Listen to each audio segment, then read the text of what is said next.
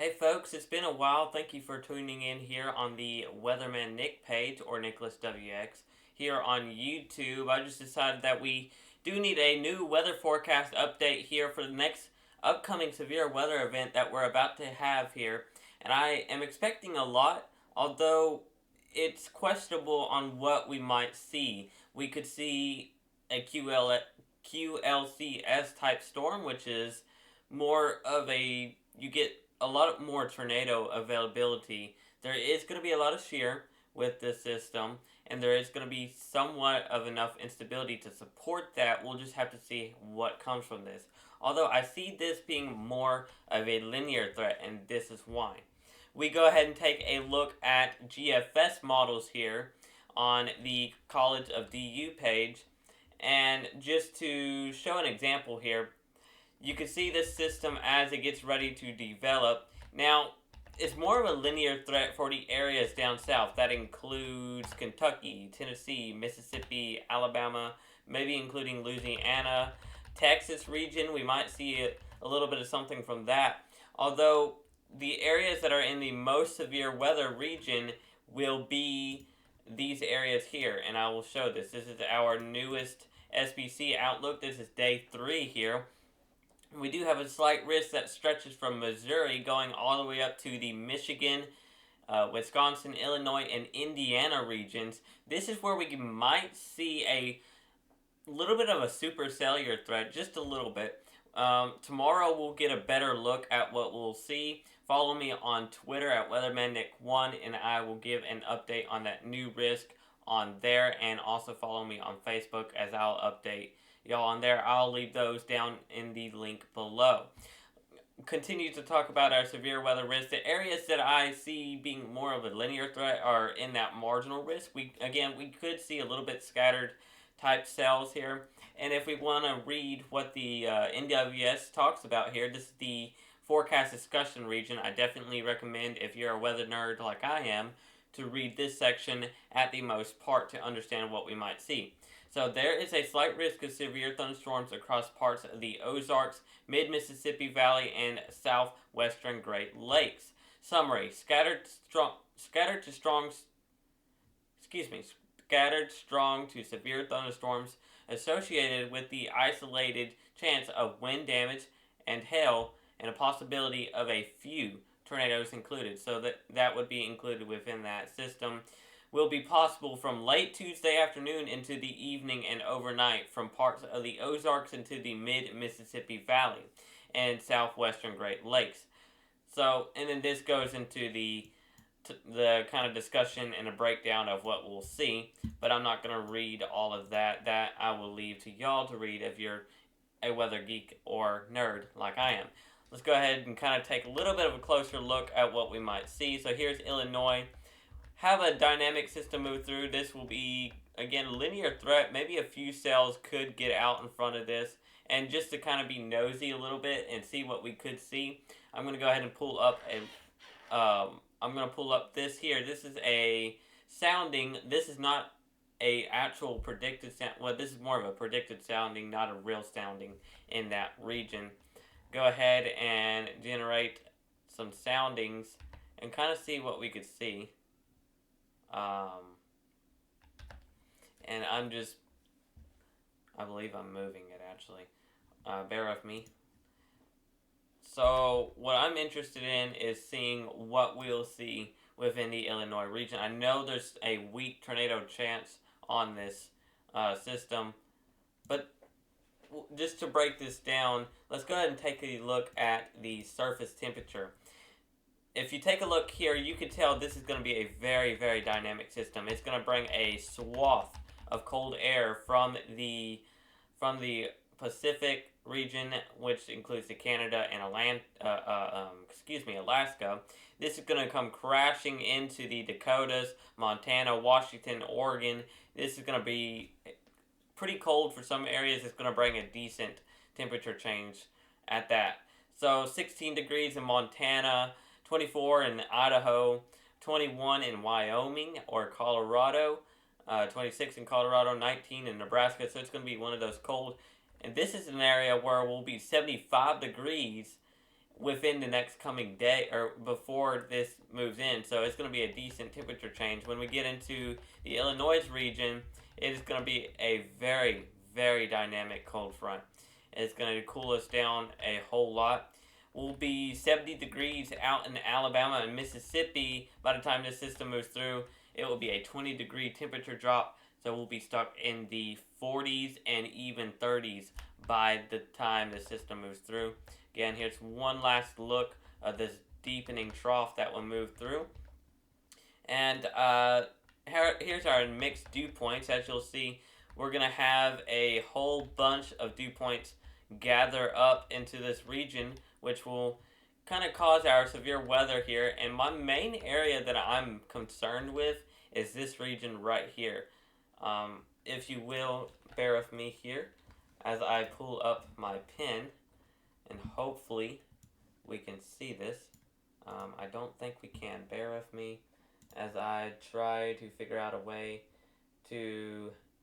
Okay, we'll just leave that alone right now. So, again, this region in here, I'm just going to circle it with this.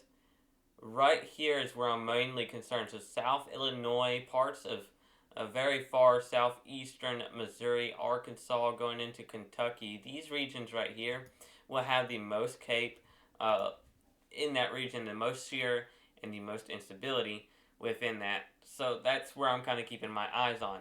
Tuesday's not looking interesting, not looking like a total outbreak, although it still has its things that I'm keeping an eye on. Looking at Theta E, you can definitely see this, once again, this cold front pretty much crashed through this region. And I want to take a look at our convective, and this is my also other reason, there's the word, why I am concerned for this area. We'll have 1,000 CAPE and around 400 to 900 CAPE around the Missouri and Illinois region. So if you are wanting to chase, I recommend that you kind of take a look at this forecast. Try to pinpoint here, this area here. Of course, we're still just a few more days out.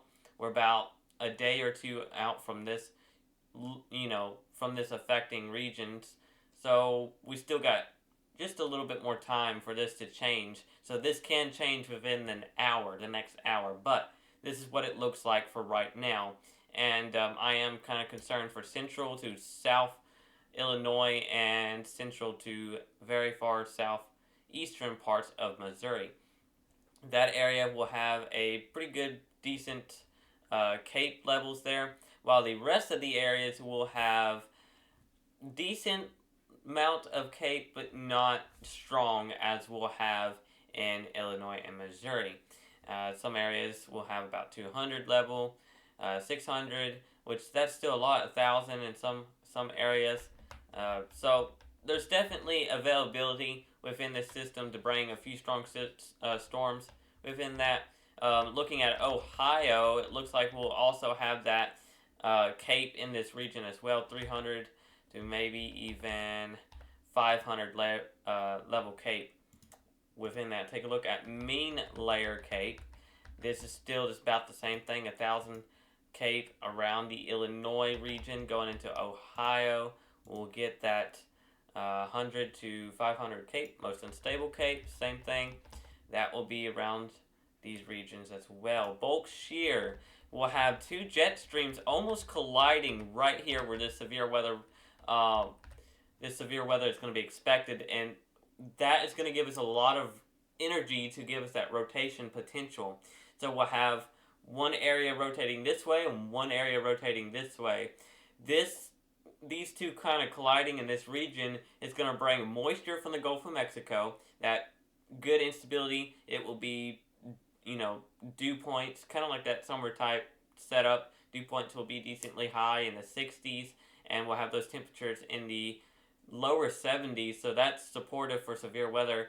And we'll have that one shear moving through from the Gulf, and then we'll have that other shear moving down from the Canadian regions, bringing in that polar cold air, just really cold air. And when those two meet, we get that chance of seeing tornadoes, strong to damaging wind gusts, hail, and frequent lightning and flash flooding. All of that will be within this region.